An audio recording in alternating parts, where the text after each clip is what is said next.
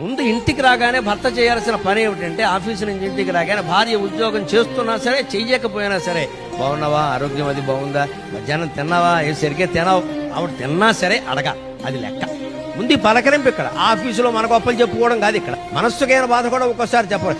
అలా ఎందుకున్నామని అడగచ్చు కదా. అడగరు, ఊరికి కూర్చోబెట్టి వెళ్ళిపోవడమే. భార్య డల్గా ఉంటే అడగచ్చు కదండి.